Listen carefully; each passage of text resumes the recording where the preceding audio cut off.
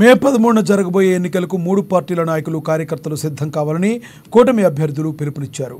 ఎన్నికలు మరొక వారం రోజుల్లోనే వస్తున్న నేపథ్యంలో ప్రతి కార్యకర్త డమ్మీ ఈవీఎం మిషన్ల ద్వారా జగ్గంపేట నియోజకవర్గం నుండి టీడీపీ అభ్యర్థిగా పోటీ చేస్తున్న జ్యోతుల నెహ్రూకు 2వ నెంబర్లో ఉన్న సైకిల్ గుర్తుకు, కాకినాడ పార్లమెంటు జనసేన అభ్యర్థిగా పోటీ చేస్తున్న తంగళ్ల ఉదయ శ్రీనివాస్కు 9వ నెంబర్లో ఉన్న గాజు గ్లాసు గుర్తుపైన ఓట్లు వేయించే విధంగా ప్రతి ఒక్కరికి అవగాహన కల్పించాలన్నారు.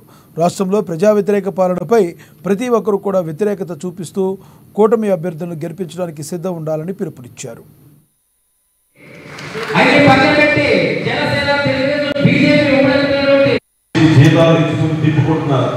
మన ఎంపీ ఉన్నారంటే ఏ ప్రోగ్రాము చేయలేదు, ఎమ్మెల్యే ఉన్నారంటే ఎక్కడ ప్రోగ్రాం లేదు.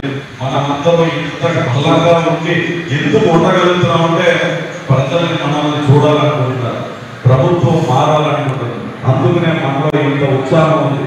ఈ ఉత్సాహం పదవిలాగా అధికారంలో మారాలి అంటే ఈ 8 రోజులు మనం ఇద్దరం అంటే ముగ్గురు కలిసి బాగా కష్టపడి మన విజయానికి దగ్గర అయ్యేలాగా ఈ 8 రోజులు మెట్లు ఎక్కాలి. ఎక్కిన తర్వాత కరెక్ట్ గా 13వ తేదీ ఎన్నికల సమయం 9 రోజులు ఉంది.